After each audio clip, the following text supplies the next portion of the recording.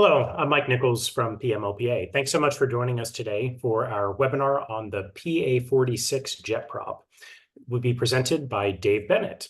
Dave is an entrepreneur and has many business interests to include having been an automobile dealer, aircraft dealer, aviation insurance broker, commercial real estate investor and builder, commercial pilot for Raytheon Aircraft, and president and CEO of Executive Aero Incorporated, an aircraft management company.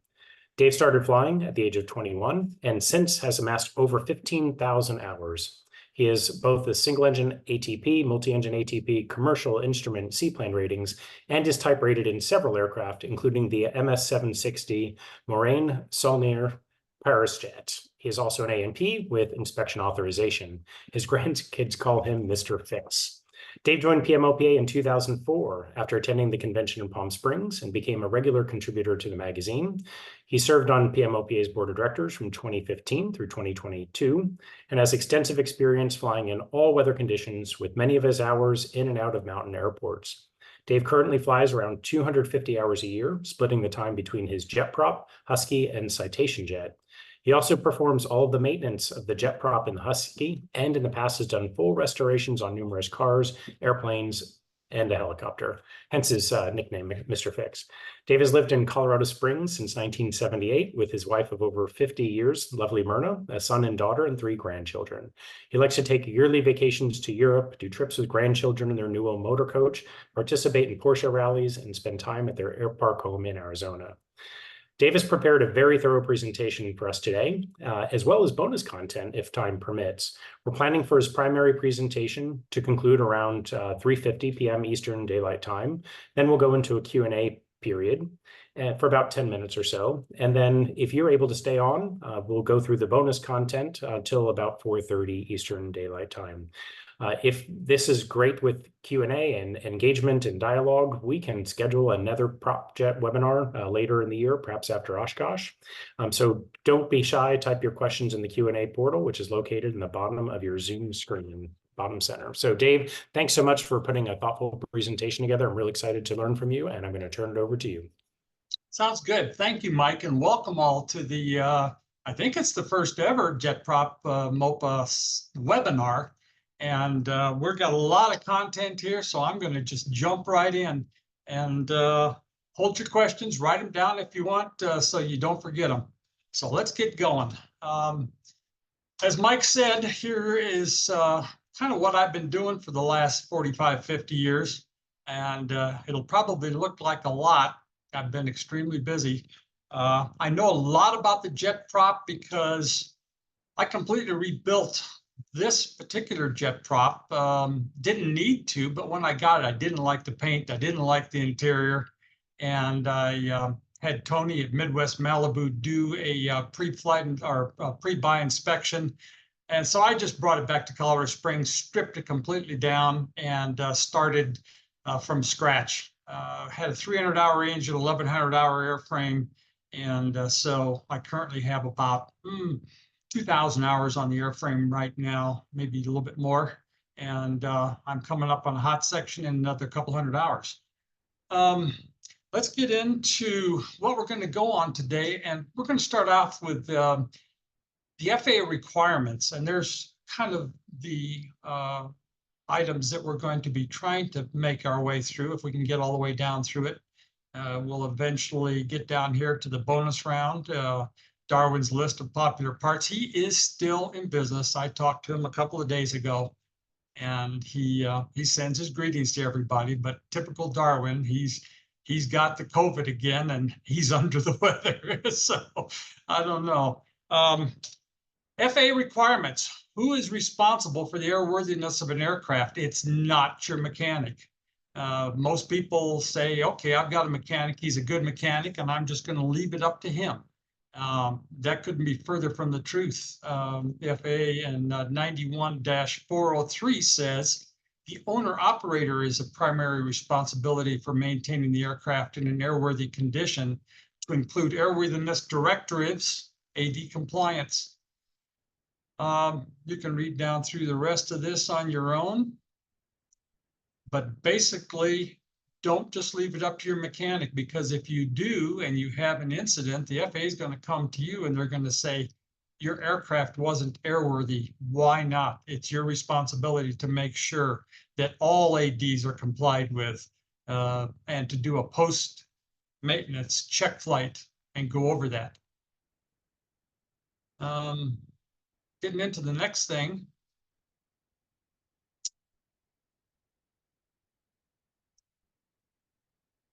So make it a team effort, I think is what I'm saying.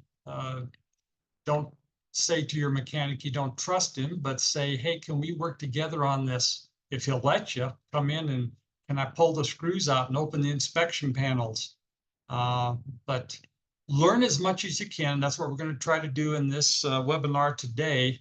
And then be proactive in your maintenance and ask lots of questions. Also, you need to make sure if you're not going to one of our PMOPA, not really authorized, but the guys, you know who they are, that do a good job, do a lot of these aircraft.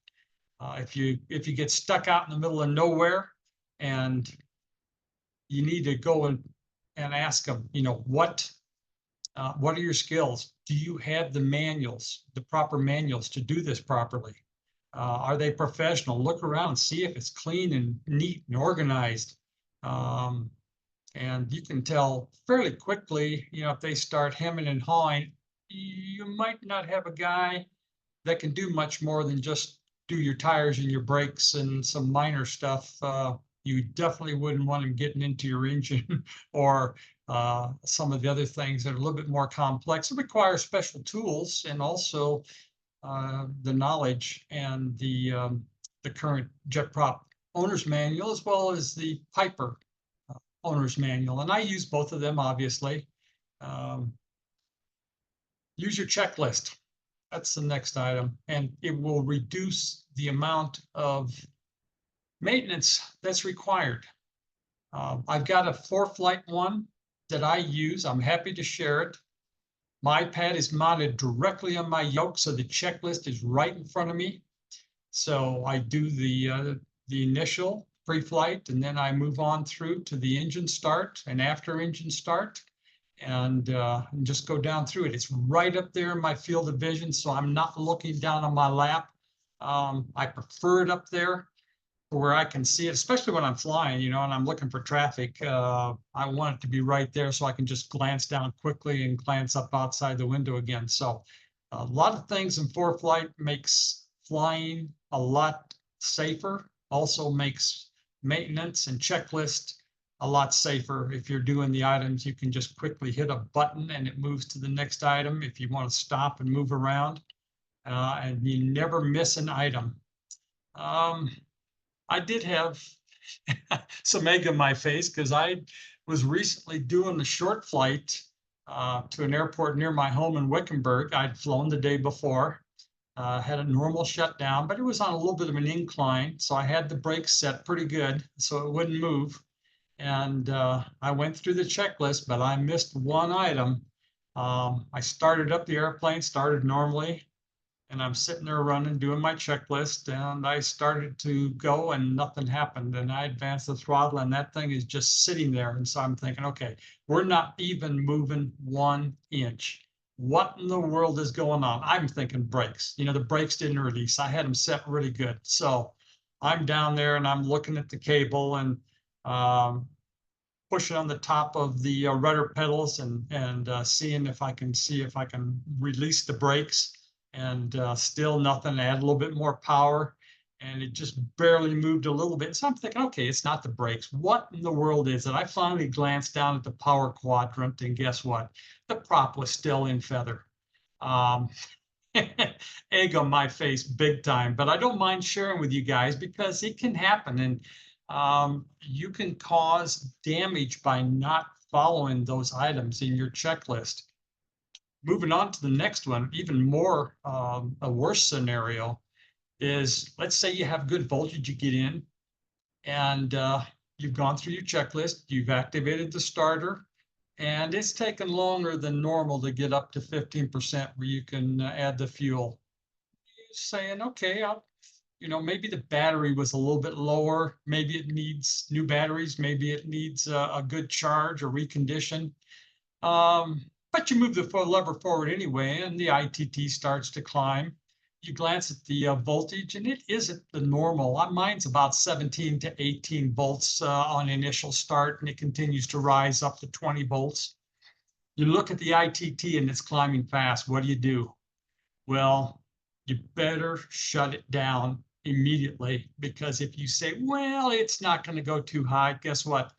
Your chances of going over temp severely are very high. So continue to motor the starter and pull the idle or pull the condition lever back to cut off, and watch the ITT decline, and then shut off the starter and go back and look and see what's going on. What does your batteries come back up to? First, look at that switch that's hidden down on a lot of you guys. It's down on the lower left-hand side underneath the yoke. And yep, you forgot. You're using just one battery. You forgot to center the switch. Or some of the older JetPROPs, I'm not quite sure how. I think you have to hold number 2 switch. But if it ever happens to you, don't try to salvage the start. The ITTs will continue to climb. You will have an overtemp. And again, your normal voltage shouldn't drop any lower than about 17 if your batteries are good and you're operating on both batteries. Again, reminder, use your checklist. It can save you a lot of headaches. Every flight. Now, let's get on to maintenance. I do all my own maintenance on my JetPROP, but I also call the PMOPA hotline for advice from Kevin Mead. Very important. It's free, guys. Use it. Kevin does not mind, and he is a wealth of knowledge. He sees hundreds of aircraft every year, so he helps me out with all kinds of advice. What to look for, shortcuts, finding parts, where to send out subcomponents for overhaul. And he likes to talk about Paris jets. So feel free to call him anytime if you have an issue. I think this is one of the biggest benefits of being a PMOPA member, is having Kevin on board. I hope we never lose him. And he's helped me put together a list of items that he's currently seeing and his recommendations. One of the ones he kept stressing to me on the phone was a 400-hour inspections. Items that aren't on the regular 400-hour inspection, he feels that you should go ahead and do them anyway. So let's jump right in. This engine is a breeze compared to my big cat engine in my 400 or 625 horse twin turbo diesel on my Newell motor coach. I mean, this PT6 is not that difficult to work on. So the 400-hour items, alternator brushes, inspect or replace. Generator brushes were always on the 400-hour. And then the vacuum pump, he added on 400 hours, and he likes to do the alternator brushes at 400 hours. So both of these are add-ons, and this one was a normal. The items may be okay. They could go another 100 to 200 hours. But if you want to make sure that you're not stranded away from your favorite mechanic, then bite the bullet and do all 3 at once. There's a large opening in the baggage, in the forward part of the baggage compartment. And once you pull that, and it's about that wide by about that tall, once you pull that off, you have easy access. And you can see in this next slide to the generator up here, to the vacuum pump down here, and then the alternator is up here. Just inspect all 3. I know this is expensive, the vacuum pump, but while you're there, if you don't want to go back in again in another 100 hours, then go ahead and replace that vacuum pump. I kind of cheat a little bit on my generator. I've got a nice small bore scope, and I can go in around the sides and look at the brushes and look at the armature and see the condition. I might go a little bit longer, but I'm the one that's working on the airplane, so I keep an eye on it. Every time I open the cowl, I'll grab that borescope and I'll go take a look. If you don't have it, it's in your shop, it's probably a good idea to go ahead and get those brushes replaced. Same with the vacuum pump. You can't see the condition of this thing, but if it goes, it will, all that carbon dust and pieces will go with it in the system, and you're going to have to do a massive clean out on all the hoses and the de-ice valves, because it will contaminate all of them. And don't let a guy, if you're out in the middle of nowhere and you get this replaced, don't let them just put on a new vacuum pump, because it will fail in a couple hours. It won't take long. Then you're calling and saying, why in the world did this new vacuum pump fail? There's your alternator, Gen 2 basically, but it's an alternator. There's the alternator apart, and I'm replacing the bearings. Whenever I take it apart to put the brushes in, I also put 2 new bearings in, one on each end cap. It's not very hard. I'm pointing to the armature right up here, and I clean those brush rings on a regular basis whenever I have this apart. Here's your gen. Kevin has a couple of places that are still doing a good job. I sent mine out east, and I can't even remember the name of it. I had a bad front plate here, and we had to find a good used one. But I think that was probably from letting it go just a little bit too long. Let's see. I'm going to go back here, and there's your vacuum pump. There's a part number on it. I'll give you time to write that down if you want to. This is normally a 500-hour item, but you know, you're in there, so you might as well do it at 400 and not have to worry about it. Okay, we already went over this. We're jumping into the de-ice valves. Make sure that you check the operation of those anytime you've had a vacuum pump replaced for any reason. And got a short video on that. De-ice valves on JetPROP. And got little plungers. See right here. This should be able to be lifted very easily. See how I'm doing that there? It should drop right back into space. This is real dirty around here. This valve needs to be cleaned. Same for this one. It's a little bit difficult because it's get over here where you can see it. This one's actually spring loaded, so a little bit more pressure, but again, same thing. You'll be able to lift it against the pressure there. See valve lifting up and down. And also, again, on this one here, if there's a lot of dust, carbon dust around this, and this valve doesn't lift or go all the way back and seat properly, then it needs to be cleaned. Right here on the JetPROP, we have the oil door and open and close for oil temperature. Normally, this Dash 35 is run with the door open all the time. And so that's the position we see it in right here. This micro switch, of course, stops it at the 1 limit, and this micro switch stops it at the close limit. And goes down through a shaft here. There's a pretty good sized door down inside here. These bushings wear out to where the shaft gets real loose, but we've rebushed the shaft. See, there's no there. What we're looking at is the de-ice valves on the So one comment on the oil door. I do keep it open pretty much all the time. I've done a bunch of experimenting with that, and it just doesn't pay to close it and open it back up again. If I'm up at altitude and I'm seeing temperatures of -46 to -55, I will close that back down if I see the oil temperature dropping down. But typically, I will leave that open at all times. So here is, moving on to the ice vane, a picture of the, and I'll see if this pointer works. The micro switches, you've got 2 of them, one for open and one for close, and this is a video, so I'll go ahead and start this. What I'm showing you now is the 2 micro switches on the internal separator door. See the rod right here. This attaches to the left side of the door. There's another rod on the other side that attaches to the right side of the door, and you can adjust those rods. I'll show you shortly how we look with that internal separator. But these are adjusted for pull up, pull down travel. and the separator light comes on, and the motor goes off when it reaches the stop, and it turns the light on. So we'll go down here and take a look and see what this controls. And looking in the front inlet, we can look up here. It's a little bit dark, but we can see this is the internal separator right here.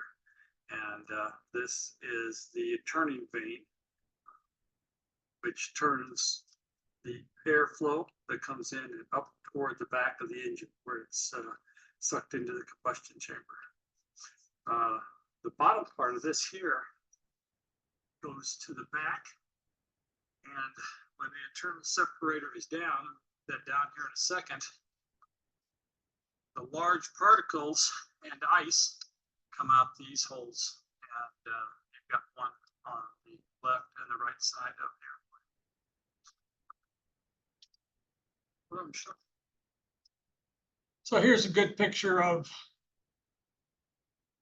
with a little bit more light, and you can see a little bit better, your turning vane and your internal separator.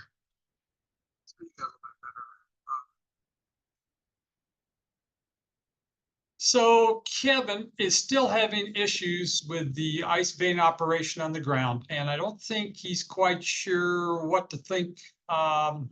They do have a video of a run up on the ground where there are some dust tornadoes going up near the rear of the cowl, those two openings I just showed you at high power ground operations.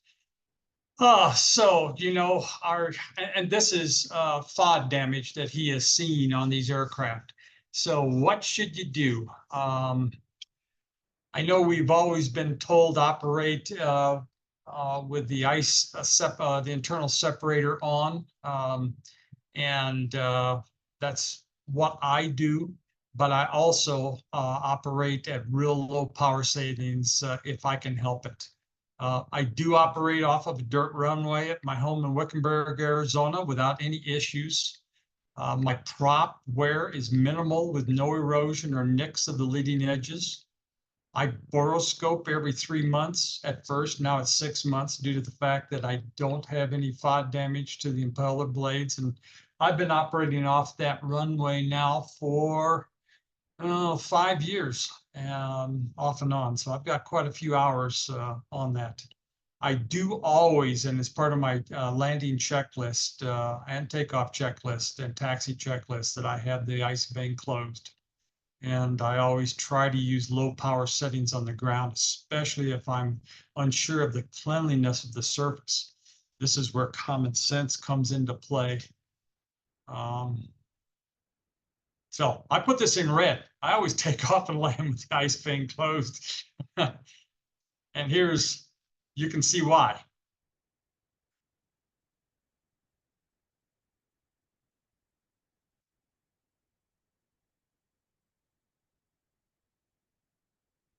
This is my runway down in Wickenburg, Arizona at my home.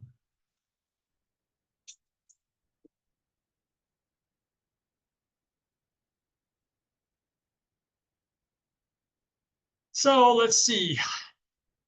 A couple of more bullets here. Try to use low power settings on the ground, especially if you're unsure of the cleanliness of the area. If you flew the plane less than a month ago and the prop cycles normally at 1500 RPM and the overspeed governor passed its 2000 RPM check, then if you're not certain that there is no FOD on the taxiway or run-up area, you may consider if it's better to skip that checklist item and do that check and do the checklist and run the risk of FOD, than to do the checklist and run the risk of FOD damage. And I'm not telling you to do this, but it's common sense. You know, if you're not sure, those items pretty much are bulletproof, and wait till you have a nice clean area to do those two checks. You have to, if the runway's open and there's nobody in the pattern, you might just do it as you pull onto the active and run those two checks fairly quickly. I do make sure that I keep the area in front of my hangar swept clean, and I use a lawn blower or a pressure washer to finish off the job. So I don't have any FOD on my ramp. I can run it up on my ramp in front of my hangar. I do use low power settings while taxiing on the initial takeoff roll. I usually wait until about 30 knots until slowly advancing to full power. At that speed going through the air, you have a much cleaner area in front of the inlets on your engine.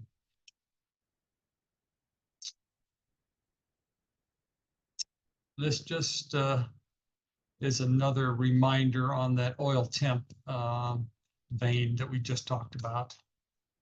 Going into the AC and alternator belts, another one of the items that Kevin said we're having trouble with is the drive. And he's seen a lot of that on the later 99 and newer JetPROPs. Looking for my notes from Kevin, but just make sure that those drive belts are tensioned properly. I usually just grab a hold of the alternator drive and the fan and try to move it with my hand. If I can't pull that and move it, then chances are, and I use a pull scale also, but that's just a quick check that you can do without any tools. If you can pull that fan, it's too loose. The other thing is, here's the belt numbers, 15295 for the longer belt. If the alternator is clear at the end of its adjustment after you put on this longer belt, you can use this 15290. It's a shorter belt.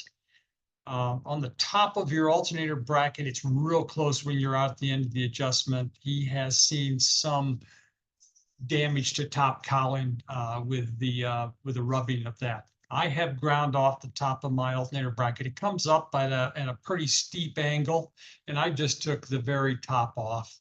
Gives me about another 1/8 of an inch of clearance on that top. Let's take a look at this video, and that kind of shows you a little bit. Here is the AC compressor and the Gen 2. Gen 2 is actually an alternator. There's that bracket where I've grounded off. Gen 1 is right back here. See the caution right there. Normally what happens is one of these belts will get worn and jump off. A lot of times it'll take the other belt with it, and then you don't have any air conditioning or Gen 2 or alternator. So next item is Kevin's still finding a lot of loose wing attached bolts. Make sure your mechanic is checking these at every annual.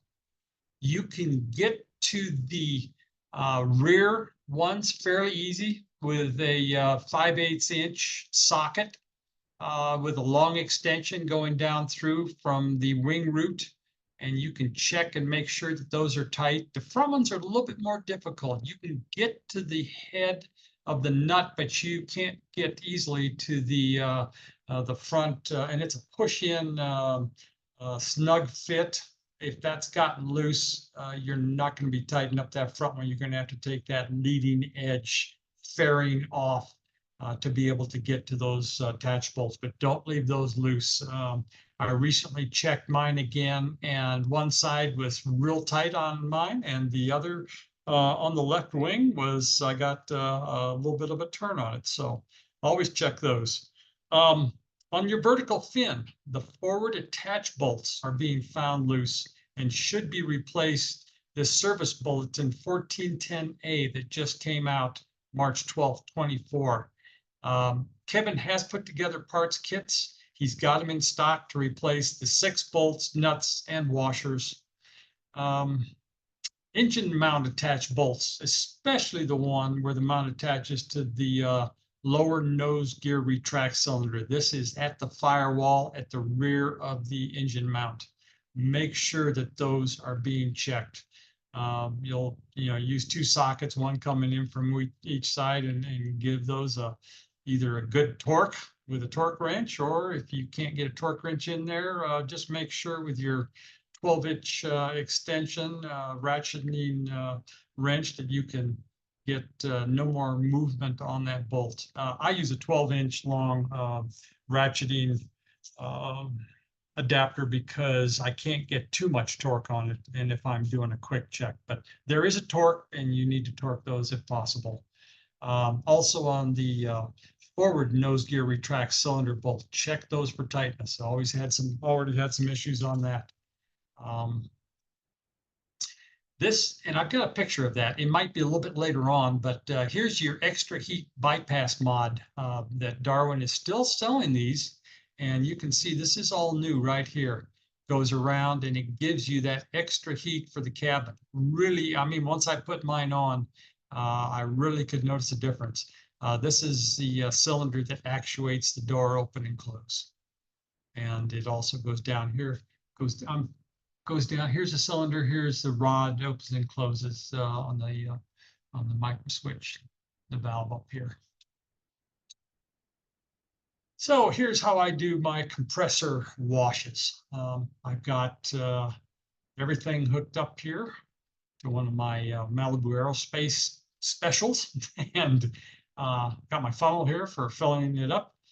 I still have the small door here, so I can reach out and I can open the valve as I'm motoring the engine. It doesn't require two people to do this. Normally, it would be a two-person job. One guy out here opening the valve and another guy in here running the starter. So this is my setup here. There's what we're looking at. Got out of sequence. The lower here, you can use I use a crowfoot wrench to get in there and tighten. So we're looking at it from another angle here. Another slide that I've got on this same one is this is how you level your aircraft when you're checking different, and this is how I do it with a digital level. You want to get it completely level, and then you can start doing the other checks like the nose gear. What is the angle of the nose gear? Fuel hose clamps, moving into more maintenance in the wings. Make sure that those covers come off in your wings. Make sure that the inspection covers are removed and the hose clamps are torqued properly. Put a wrench on. I tend to use, instead of a screwdriver, I'll use a little 1/4-inch drive ratchet. And I've got a short one that's about 2.5 inches long, so I can't get too much torque on them, but I can sure get up in those small compartments and get on those clamps and make sure they're tight. Drain your sumps in your hangar and make sure that the flow stops when released. I mean, this is an issue, especially if you have a little bit of dust and dirt in your fuel that's gotten past maybe it was when a guy was refueling it, had a little bit on the tip of the nozzle. I don't know how it gets there, but it gets there. And if you're ever away from home and you sump it and it won't stop, you'll know what I'm talking about. Do it in your hangar while you have a bucket there available. And if it doesn't stop, it'll usually stop if you just pop it a couple of times, and that's what I'll tend to do. And if it still doesn't stop, well, now you're going to be draining the tank. The other reason I do it in my hangar is my tanks are usually down near empty when I return from a flight, and I don't fill up my tanks until I get ready to take off for the next flight. So make sure that you do that in the hangar. Locking gas cap, rubber seals, pretty much keep all the water out. I used to find water with the old locking gas caps. I don't find any water when I'm sumping now with the new rubber ones, but make sure they're tight. If they're not tight, you can easily tighten them up. There's a pin on the bottom of the cap. You drive out that pin, the roll pin, and you can take that nut anywhere from 1 to 2 turns, put the roll pin back in, and it should be a little bit difficult to push the lever down on the cap when you're finishing up. When I'm away from home, I usually ask my refueler if they've sumped their tanks for that day. If they haven't, I'll ask if they would go out and do that, because that's where I've got my own fuel truck, and I know when I check my my tanks, it's such a large, it's a 5,000 gallon fuel tank.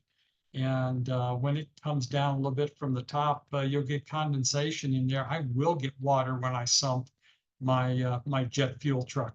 And so make sure that they've done that. then you can probably be assured that you're not going to be getting any water in your fuel from your refueler.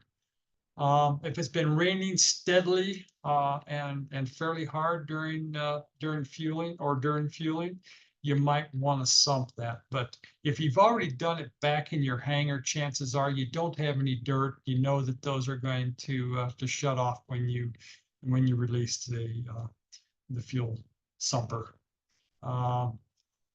We just talked about the removing the pin, tightening the nut. Oh, how do you remove the cowling to protect the edges?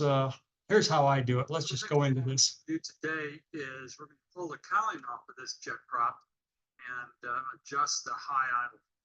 It's a little bit low. We are currently at an elevation of 6880 here at Middle Lake KFLY in Colorado. And the setting is supposed to be 52.5 on the NG. We currently have a little bit less than that at this altitude on a hot day. There is a graph in the PT6-35 that shows what the exact NG setting will be. We have to start up and shut off every time that we reset this. So it's kind of a trial and error type thing. And, we'll reset and then we'll start up and fly the next mission. And when we come back down, if we need to make another adjustment, we will. So the next job we're going to do today is on removing the cowling. The first thing I do is I take an old shirt, slip one sleeve over top of one propeller blade. That way I can pull it down on both sides between the cowling and the spinner. And that protects my cowling. Then I remove the screws all the way down with a Black & Decker electric screwdriver. Now I don't install the screws with the screwdriver, but I do remove them with a screwdriver. The reason I don't install them is that I want to be able to hand torque these down and get a lot more control with it. On the back here, each one of these heads, you'll see has a number on it.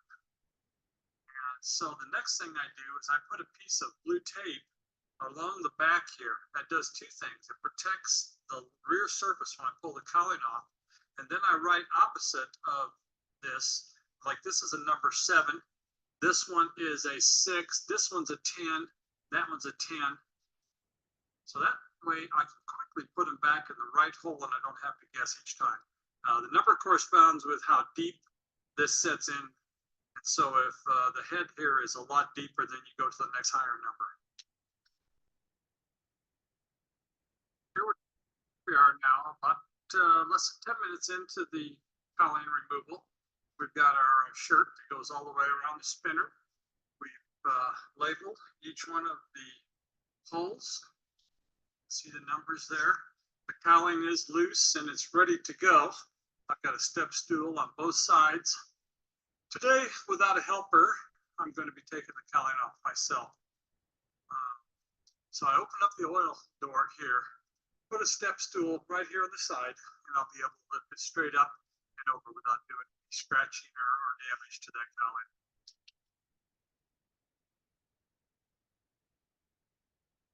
Oh, let me go back to that one because that shows my handy little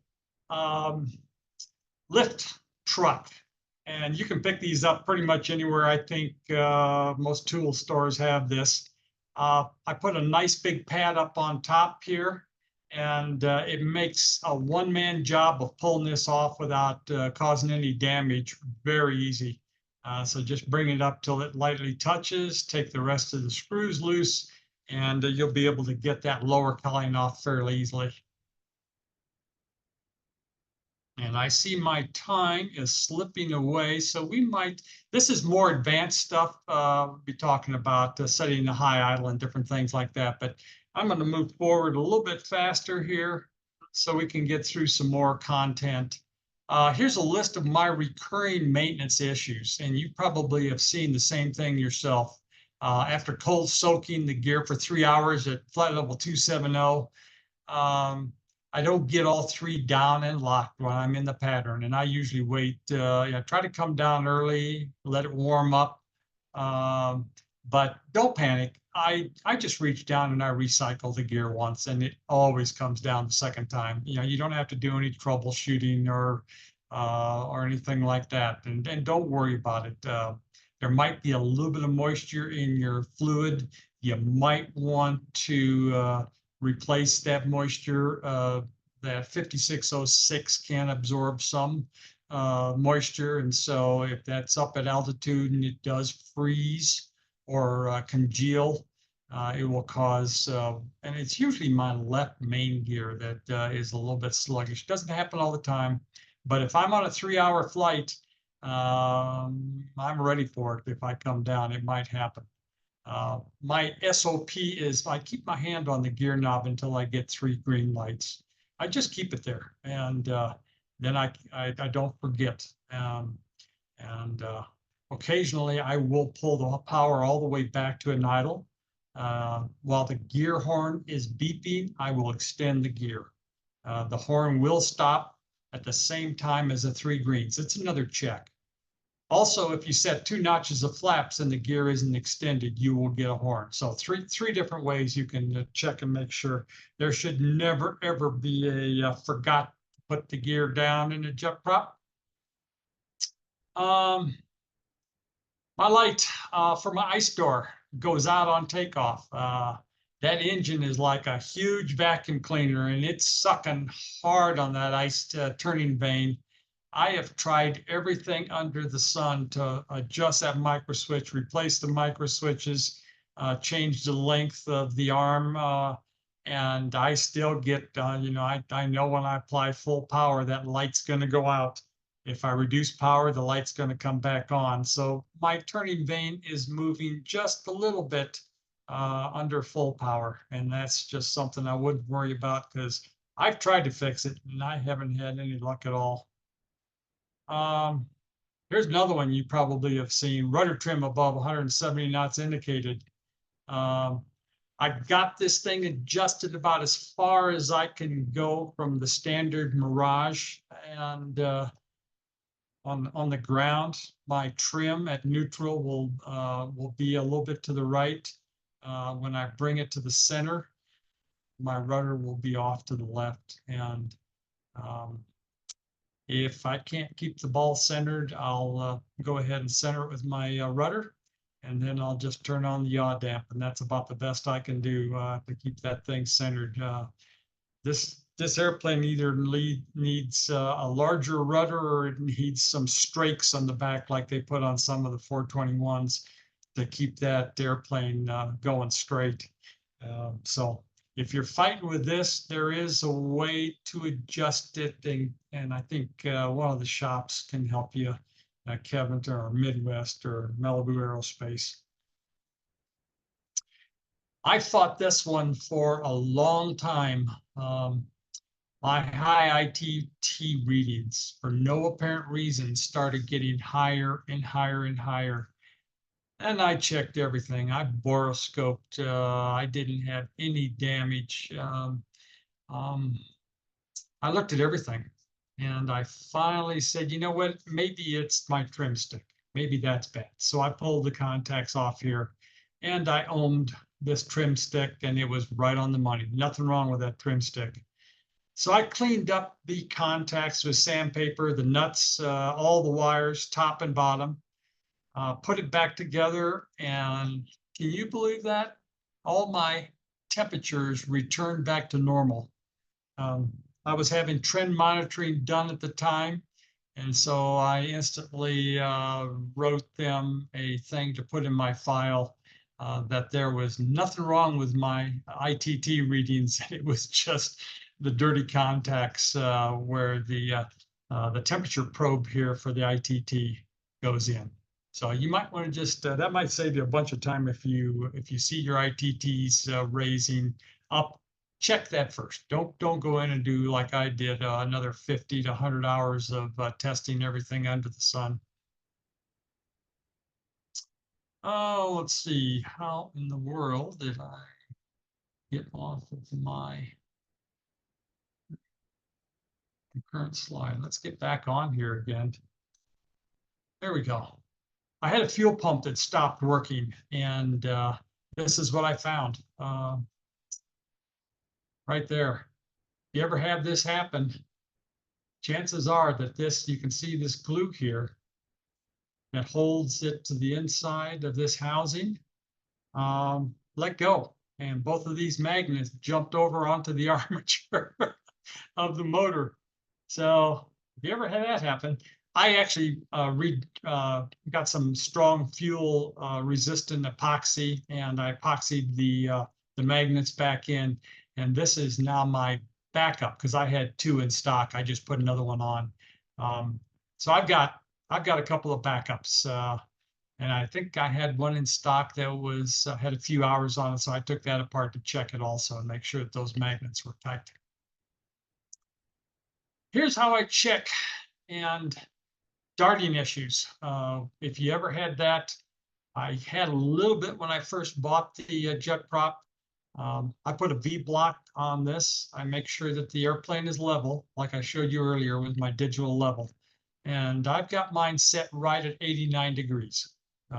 This is turned sideways so you can see the level, but 89 degrees on my brake on my nose gear, and this doing just great. No more darting whatsoever in the last 4.5 years. Header tanks are notorious for leaking. The strainer, the sediment gets between the rubber and seat we talked about earlier. I've got some pictures for you. And eventually you might have to remove it and clean it. This is how you do it. Oh, there's a hair tank sitting on the bench. Here it's together, and here it's disassembled. You can see a little pin right here, washer, spring. You can take it completely apart. You can replace these O-rings or clean them. There's another O-ring that goes in here that seals against the bottom of the tank up here at the top.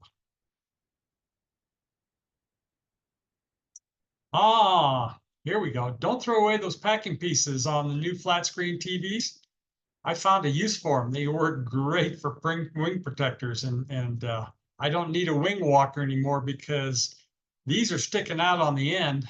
And when I'm putting this thing away by myself, if that touches something, it'll squeak or it'll start to move, and I'll know that I'm too close, and I can back up and go again. You can kind of see how it just sort of fits perfect in here. I had to cut this one out just a little bit, but this one on the other wing from the other side of the TV works just perfect. JetPROP. This is how I do my check on. I'll just start this slide here. I use a FLIR camera, and you can see that the inlet down here is good all the way around. And I go around each one of the blades on the prop. And you can see very easily if you have any bad areas, if they're all working 100%. And my FLIR camera will also give me the temperature right there on that piece where I point to it. So buy a FLIR camera. They're about $400. They attach to the bottom of your iPhone, and they work fantastic. Another trick I learned from Kevin Mead, the Sterling brushable black. Take down that part number. Cessna uses this on the jets, and it's a 2-part. You mix a drop or 2 of activator in with this black, and it's black. Here's what it looks like when it's done. I apply painter's tape all the way down, and when I pull it off, you got a beautiful clean edge. Another hack, I got tired of not having the fluid when I need to top off my reservoir, especially if I'm away from home base for a little bit. So what you see in here is I've got my little mini adjustable wrench and a bottle with 5606 fluid, and that's store that right in the back here. So I can take that cover off. Heck, if I need to do it in flight, I can do it. Let the autopilot fly the airplane while I'm back here topping off my fluid reservoir. Never had to, but I've always thought about it. So that's my hack for that. And we're right at 150, and I'm supposed to stop here. I've got a bonus round coming up. So back to you, Mike. All right, Dave, thanks so much. So there was one question that came in with regard to the video recording, which I answered offline. This webinar will be posted to the PMOPA website under the past events tab. If you go to the website, pmopa.com, then events, and then scroll down to past events, we will have this up as soon as Zoom sends me the recording, which is typically within 24 hours after the webinar was live. So with that, over to the rest of the questions. There are several that came in. If you have questions, please type them into the Q&A portal in the bottom center of your Zoom screen. First one up, Dave, would you be willing to share your 4-flight checklist with us at PMOPA? We can post it on the website so folks can download it. Yes, I'd be more than happy to. Okay. I don't know what kind of a file that is. I will go and do some research, but I'm sure that I can share that checklist with you. Great, thank you. And we have a member of PMOPA who has a Malibu who works for 4-flight, and I'm sure he'd be able to help with some technical support and how to get that over off of 4-flight. Yes. Next question is, do you have a hard surface in which you do your run up? Yes, I do. I have a concrete ramp, and I keep it completely clean in front of my hangar so that if I find any problems, I'm right there where I can put it back in the hangar and take care of it. And I actually pressure wash my ramp to make sure that there are no stones or anything on the ramp at all. Perfect, thank you. Next question is, when you referred to or said that the ice door was closed, did you mean that the ice door is deflecting?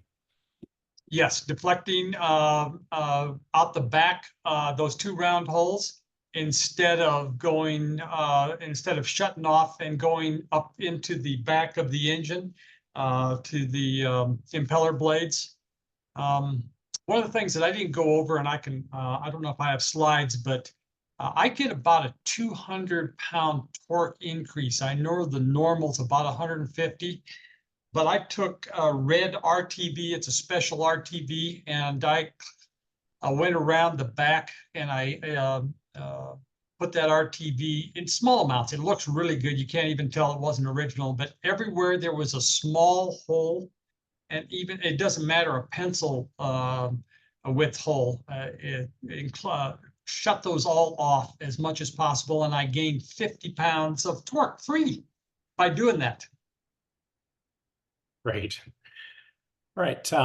Next, it's not a question, it's a comment. And I think this person speaks on behalf of everybody here. It says, pure gold, David, much appreciated. So thank you. Wait till you get to the bonus round.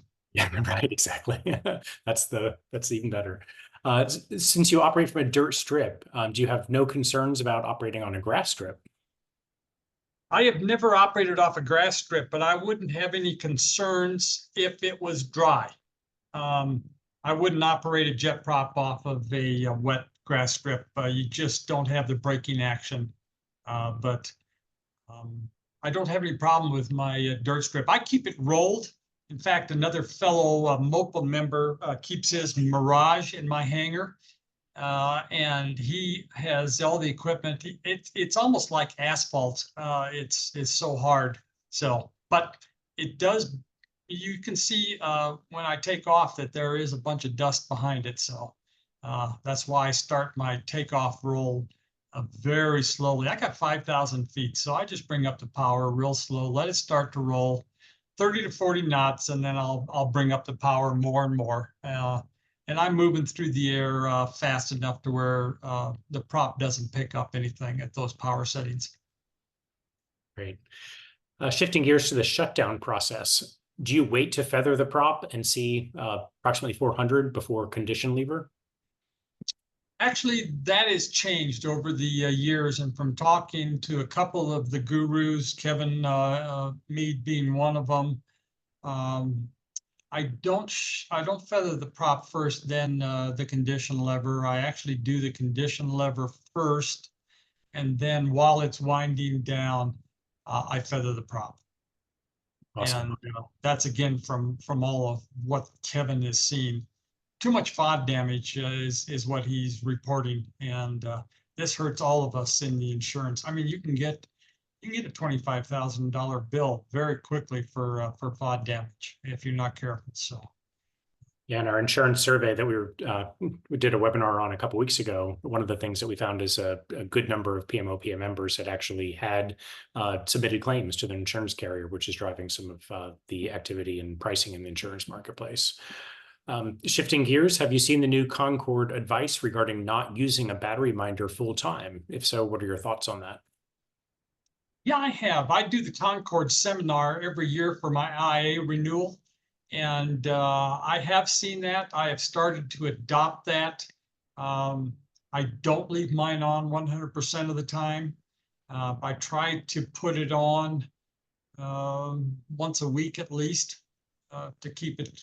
You know, I kind of go back and forth, but I would say that there's probably something to that. And so, and I get 4 or 5 years out of my batteries. So I must be doing something right. Yeah. Next question, can you comment on accessory gearbox quill failure? Kevin says he had seen an increased number of these, and this individual had 2 fail in 3 months, and that's at a cost of about $6,000 per event. Yeah, and I talked with Kevin a little bit about that. Shut my alarm off here. And I'm not really sure if I can answer that because I don't have the depth of knowledge of what in the world. He did say that it happens more on the 99 and newer JetPROPs, but I'm afraid I'm going to have to defer to Kevin on that. Okay. And we do have the PMOPA hotline, so give that a call. And one of the options in the hotline is to speak to Kevin Mead. And if he's not able to answer live, he is really great at getting back with members. So please don't hesitate to use that hotline. To get around the ice door annunciator light flickering, this person has installed a series of O-rings on the drum to make better contact with the micro switches and has no more flicker. Thoughts on that? I've tried that. I tried all kinds of things. That was one of them. But it didn't do 100%. Maybe you can send me pictures of how you did it and I'll try it. That's a great idea.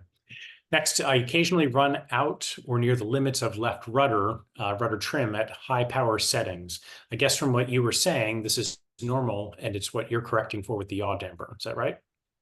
Yeah, and you can change the static at rest rudder positioning a little bit. I think I moved mine about 2 inches from what the stock, and I don't have those numbers in my head, but about 2 inches, and it did help. I'm able to get up to about 168, and with the trim, keep it centered. If I go much above, like up to 172 red line, I will have to use the yaw dampener to keep the and it works pretty good. And I don't think it hurt the yaw dampener too much because it's not a lot of pressure. But if I kick off the yaw dampener, I'll lose about 1/4 of a ball on the rudder trim.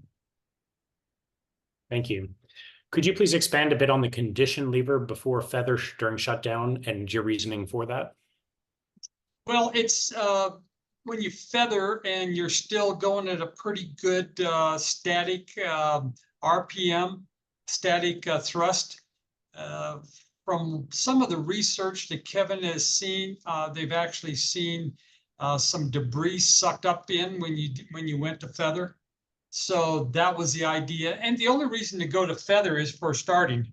So it does. If you shut off the condition lever first and then feather, it will completely feather before, but you'll be at a much lower power setting. So I've tried it and it works even right down to where the engine's almost stopped by shutting off the condition lever, and then it'll feather. It definitely will. All right, thanks.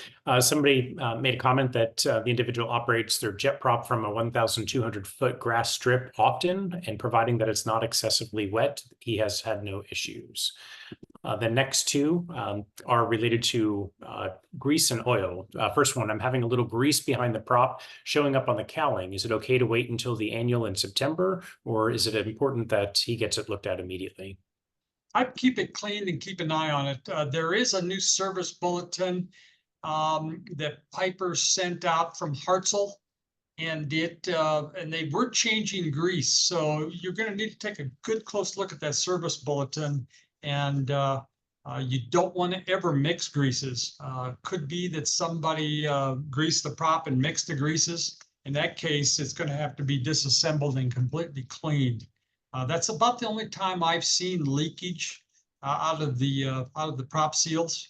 But keep it clean, take pictures, and if it comes back immediately, then you're going to want to take your airplane in and have it taken care of.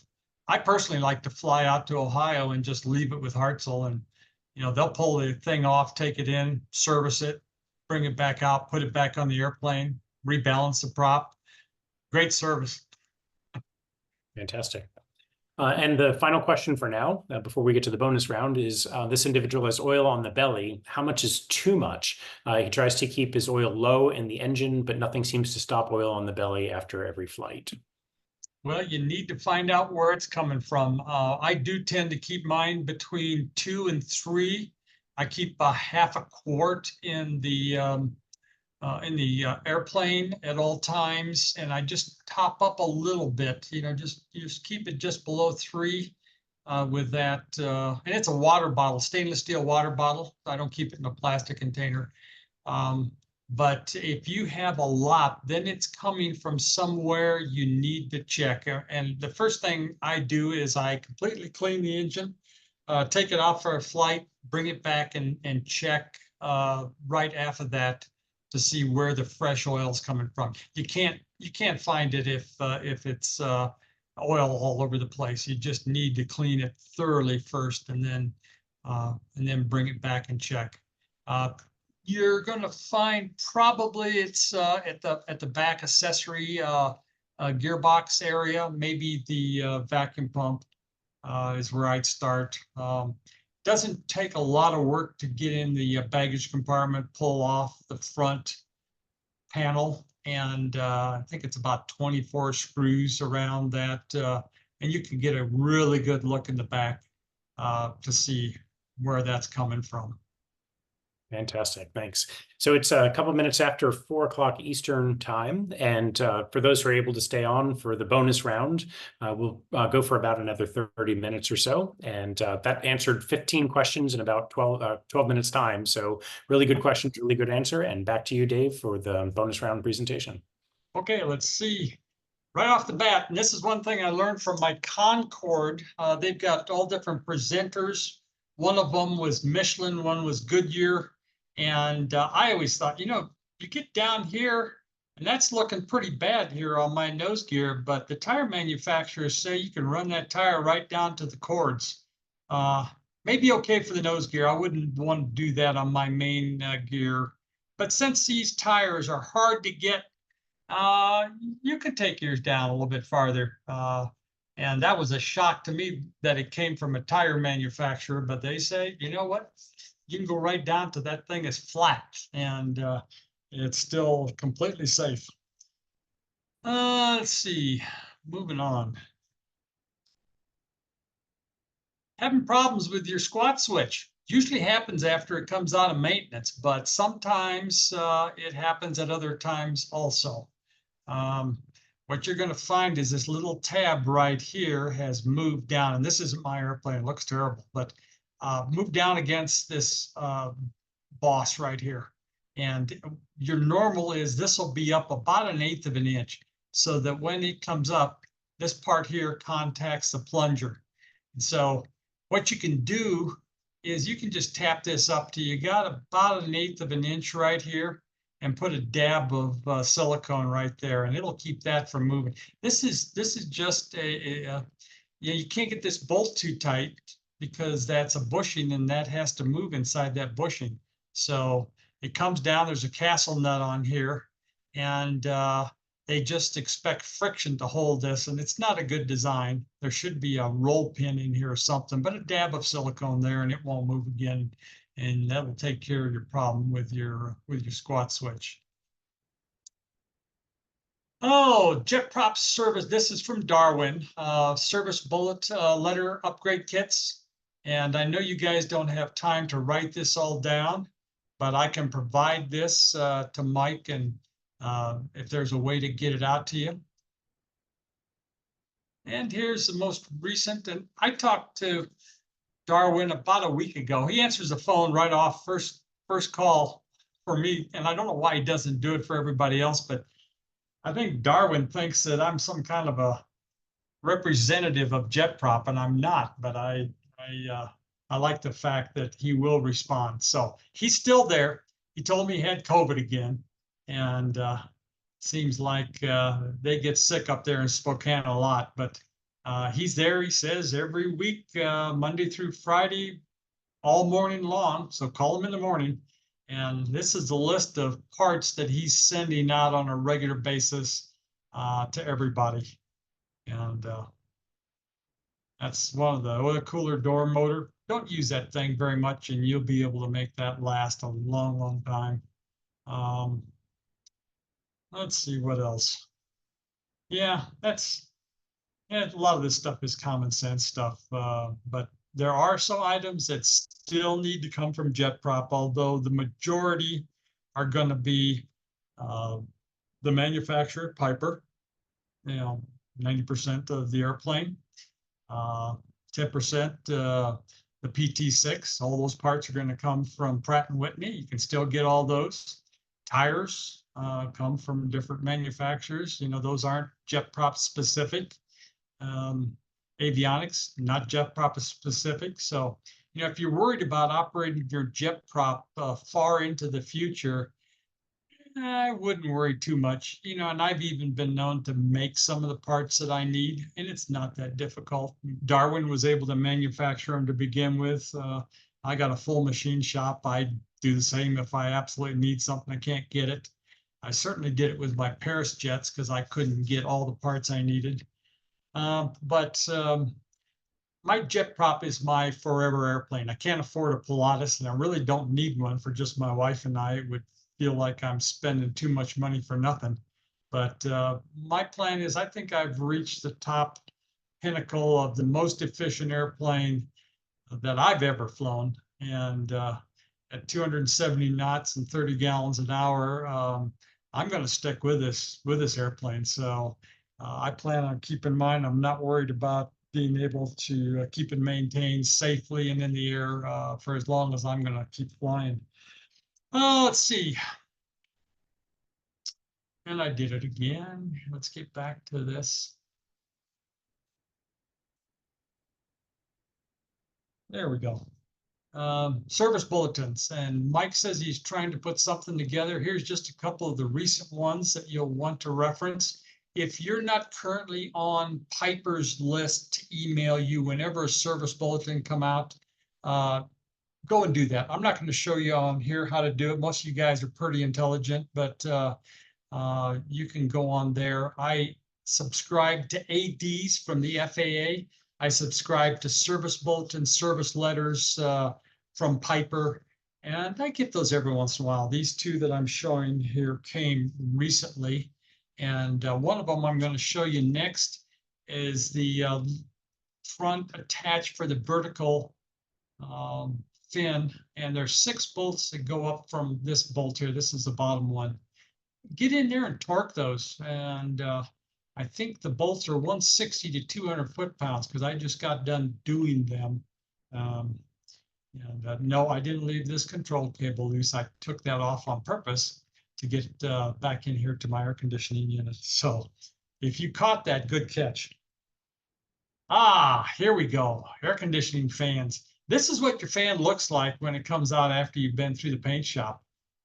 Don't think that fan's very smooth. You got a bunch of paint on these blades, no paint on these blades. That probably creating a little bit of vibration, but I've got a new one that is courtesy of a print from the Steens. I sent off my old fan and it came back looking like this. There's the old one, here's the new one. And if you caught this, you can see the difference The new one has the blades reversed. So simply pull this apart. There's a cover right here. And pull the old blade off. And I put the new blade on. Just slipped it down over the shaft. There's 2 set screws on the bottom. You got to get those really tight. This is a nut and a cotter pin right there to hold it. And about an hour later, here's the old one. Somewhere got the fan off the motor. You can see the motor still sitting there. There's a nut and a cotter washer on the end. And then on the inside, there are 2 set screws. And you saw the condenser up in there, and it's right up here.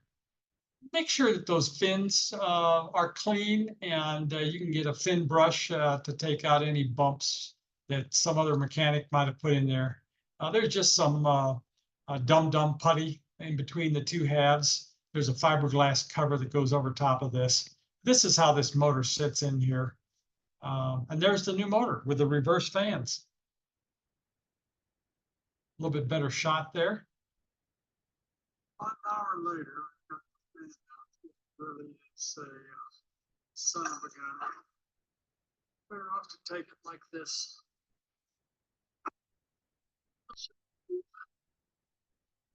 Take your cables, burner cables, get them out of the way, push the cover up out of the way, and have access to Okay, here's the proof in the pudding.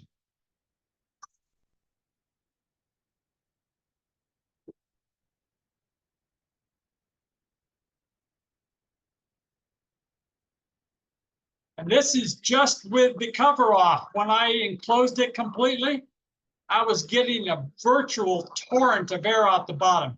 Typically, the air goes in here and then up through. The motor takes it up through into the hellhole in the back of the airplane.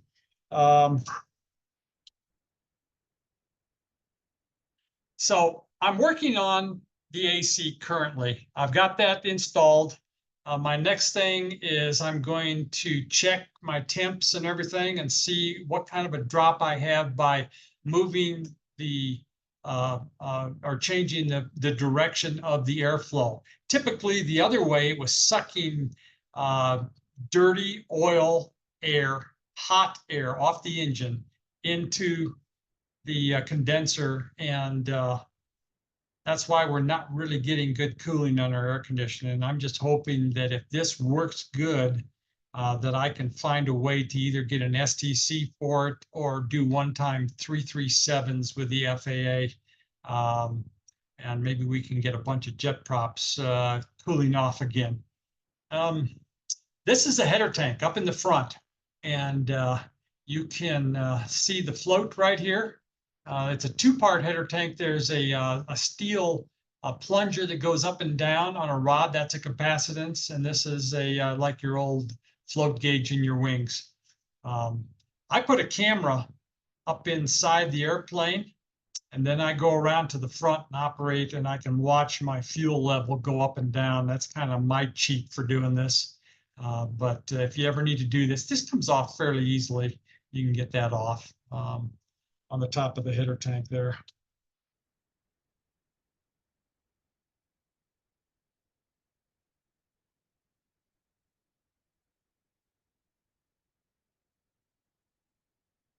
I had these decals custom made for my outer fuel tanks, and then I clear coat them. My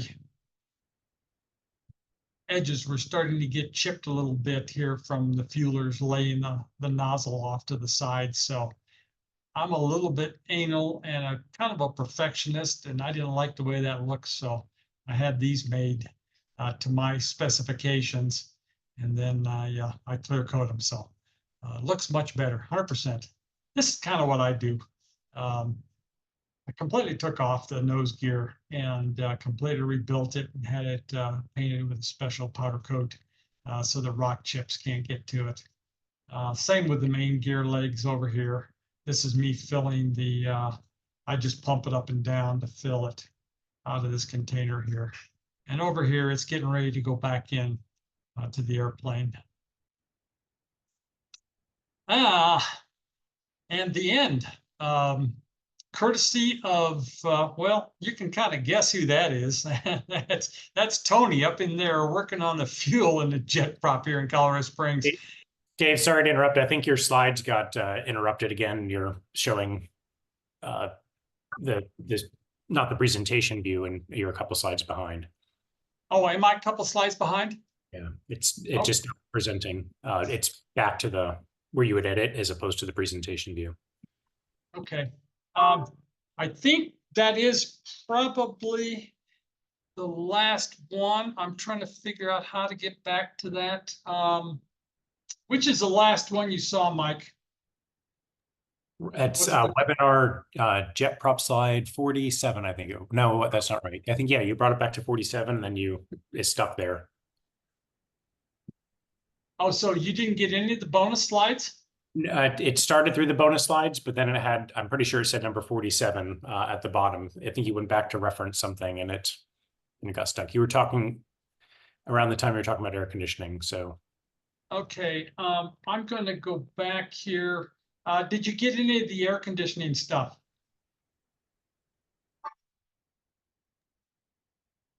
Did not get video, but saw several slides, and then it stopped. Okay. And pardon me, guys, this is the first time I've done a webinar, so from a PowerPoint. I can kind of move back here, and I'll see if I can start this from the current slide. Did you guys get that slide? Mike? Yes. So all the air conditioning slides? I'm not sure that it was all of them. Okay, so I'll just move through these fairly quickly. This is the new fan that I had 3D printed from the Steens, who are also JetPROP owners. And you can see here, pretty good amount of airflow, and yet it's wide open. Here's the new fan sitting inside, running inside the housing. Pretty good airflow. Unknown caller. This is the tank, header tank. If you didn't see that, I know I was talking about it, but this is how you get access to the float if you're having problems with your header tank readings. And I use a camera, so I can sit in, have the camera inside, and I can see what the level is while I'm out here moving the float up and down. Jet fuel label that I was talking about on the outer. The slides of the reconditioned, rebuilt nose gear and main gear. And the last slide of Tony hanging out the back of a JetPROP here in Colorado Springs, working up on the fuel control. And I've got one more bonus slide for fun. So I'm going to throw this in for you guys that like to fly tail draggers.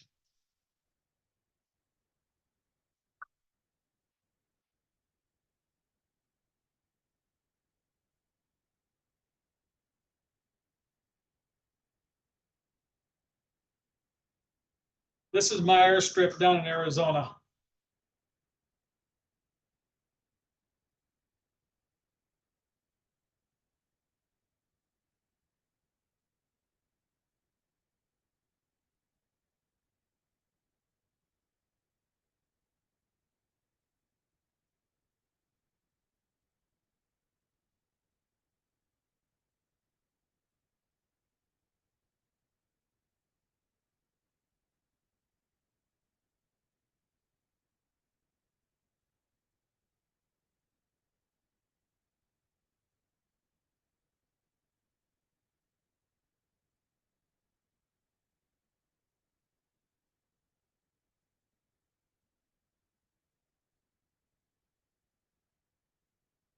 And that's it, guys. Thanks so much for joining. Do we have any more questions?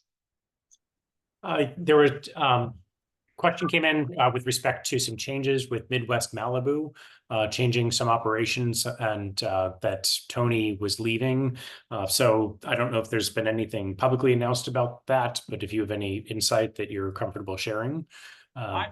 I've heard about that, but I don't have any more information on that at all. I hope they continue because Kevin is extremely busy at his shop. I'm not sure he can take many more. I know every once in a while I say, Kevin, can you do an annual on my JetPROP? And he said, no, Dave, you go do your own. I'm too busy. And you're fortunate you have the ability to do that. So, yeah, that's I heard similar conversation that Tony may be changing the way he approaches his business and do more of the work on the road, traveling around, which he and his spouse enjoy doing. So, but I have not seen a formal announcement about that. But he remains a member and part of the PMOPA community. So. Well, Dave, thank you very much for excellent presentation and for the bonus round. We will get this posted to the PMOPA website under the past events site. Actually, 2 more questions came in. So before we disconnect, I want to make sure you have a chance to answer these. Could you please read the operating hours that Darwin is keeping in Spokane, Washington? Yeah, the hours, he says 8 till noon, Monday through Friday. Text him, write him, email him, call him, do all of the above. He will answer you. Or call you and he'll answer you. Yeah, exactly. If you're in the country, right? And then next is when you're finished with the work you're doing with the air conditioning, could you share the results of that, the outcome of that with the PMOPA JetPROP owners group? Yeah, I certainly will. What I'm doing right now is I've got temperature sensors, remote Bluetooth that I've got in various areas on the airplane. And I'm going to be keeping a Excel spreadsheet on those temperature changes as I make the changes. So I'd be happy to share that. I think that was the original intent, was to try to use my airplane to get this thing off the ground. And then I'm going to do mine with a one-time 337. And if the FAA doesn't squawk, then we'll see if we can get an STC. If not, we'll try to continue doing them on a one-time 337. And I will find a way to get a bunch of those fans printed, 3D printed. Yeah, that sounds fantastic. Well, Dave, you are a wealth of information. You're a treasure for our community. Appreciate your taking so much time to put a thoughtful, timely presentation together and share your expertise with the JetPROP owners and those who are interested in the JetPROP. So thank you very much once again, and we'll get this posted as soon as the recording is available from Zoom. Thank Take care. You all. Okay, bye-bye.